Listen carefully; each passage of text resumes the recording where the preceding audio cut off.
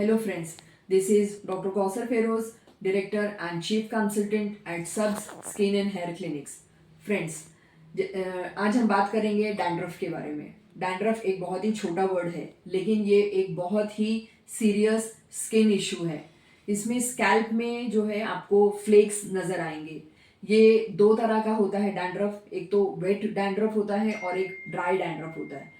Wait dandruff में वो जो फ्लेक्स होते हैं वो आपके स्कैल्प में चिपके हुए होते हैं, और जो ड्राई होता है उसमें फ्लेक्स आपको ऊपर तक नजर आएंगे। और कभी कभी तो ऐसा होता है कि जब पेशेंट इचिंग करता है तो ये आपके शोल्डर तक भी नजर आते हैं। यू जस्ट इमेजिन कि आपने बहुत ही अच्छा ड्रेसिंग किया है और उस पर आपके शोल्डर पर जो फ्लेक्स डैंड्रफ के नजर आ रहे हैं, how embarrassing it is.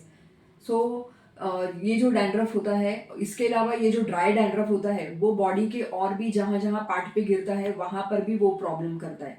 Suppose अगर वो आईब्रोज पे गिरता है, अगर वो जब तक का स्कैल्प में है तो तब तक का वहां पर जो है वो बहुत ही सीवियर इचिंग होती है, और पेशेंट इतना इचिंग करता है कि वहां के हेयर भी जो है वो लॉस हो जाते हैं, मतलब बॉल्डनेस भी हो सकता है। और जब वो अगर आईब्रोज पे यानी फेस पे अगर गिरेगा तो आईब्रोज के जो हेयर्स होते हैं वो भी जाने के चांसेस होते हैं। इसके अलावा अगर फोरहेड पे अगर वो फ्लेक्स गिरते हैं तो पिंपल्स का इश्यू हो सकता है, या अगर बैक पे गिरता है तो बैक पे जो है वो भी वहां पर भी पिंपल्स हो सकते हैं, एक्ने हो सकते हैं। तो ये बहुत ही एक बोलना चाहिए कि सीरियस इशू है। तो क्या आप नहीं चाहते कि इसको जो है वो इजीली और घर पर जो है वो आप कुछ ऐसे रेमेडीज करें कि कुछ हद तक का जो है इससे आपको फर्क पड़ सके। अब ये जो ड्राई डैंड्रफ है और ये वेट डैंड्रफ है, ये इसको भी हमने कैटेगराइज किया है। लाइक वेट डैंड्रफ जो है वो बलगमी पेशेंट में मिल सकता है, और ड्राई डैंड्रफ जो होता है ना वो सफरा पेशेंट में हो सकता है। एंड अगेन बलगम और सफरा ये दोनों के जो डैंड्रफ के पेशेंट होते हैं उनका ट्रीटमेंट भी अलग अलग होता है। लेकिन हम कुछ एक इजीली घरेलू नुस्खे आपको बताते हैं जो कि मतलब डॉक्टर से जाने के पास में जाने से पहले, और इससे पहले कि ये कुछ बहुत ज्यादा सीवियर ना हो जाए, तो आप कुछ ऐसी चीजें कर सकते हैं जिससे आपको काफी हद तक का रिलीफ मिल सकता है। जैसा कि आपको सब मेडिकल में जो है एप्पल साइडर विनेगर इजीली आपको अवेलेबल हो जाएगा। तो इसको क्या करना है कि थोड़ा सा एप्पल साइडर साइडर विनेगर लेना है, और बिफोर बाथ जो है उसको थोड़ा सा कॉटन में डिप करके और स्कैल्प में उसको अप्लाई करना है। 30 मिनट्स उसको एज इट इज रहने दीजिए, और उसके बाद में कोई भी एक अच्छे शैम्पू से आप उसको वॉश कर सकते हैं।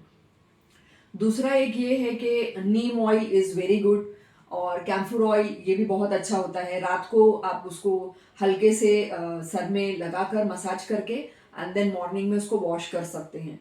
या फिर और भी है जैसे कि एग योक लेना है, एग येलो, ठीक है, और उसमें 1 स्पून आपको दही डालना है, और कुछ ड्रॉप्स जो है 4-5 ड्रॉप्स आपको लेमन जूस डालना है।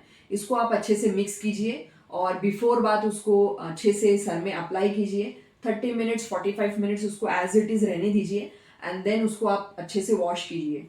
तो जो डैंड्रफ का प्रॉब्लम भी सॉल्व हो जाएगा, और साथ ही साथ हेयर्स में बहुत ही अच्छा एक कंडीशनिंग भी आ जाती है, बहुत ही सॉफ्ट हो जाते हैं बाल। और इसके अलावा एक ये है कि प्योर कोकोनट ऑयल लेना है, उसको हल्के से गर्म करना है, और उसमें 4-5 ड्रॉप्स लेमन के डालिए, और रात में उसको सोने से पहले आप इसको अप्लाई कीजिए कॉटन से। बहुत ज़्यादा उसको मसाज नहीं करना है, एंड देन मॉर्निंग में आप उसको वॉश कर सकते हैं। ऐसे छोटे छोटे घरेलू नुस्खे हैं जिसको करके आप बहुत ज्यादा मतलब बीमारी को बढ़ाकर और फिर ट्रीट करने से पहले ही आप उसको घर में ये सारी चीजें करके काफी हद तक का इससे आपको रिलीफ मिल सकता है। सो ऐसे और भी बहुत ज्यादा मतलब आसान से और कॉस्ट इफेक्टिव जो मतलब नुस्खों के लिए हमारे चैनल को लाइक और सब्सक्राइब करना ना भूलें। Thank you so much.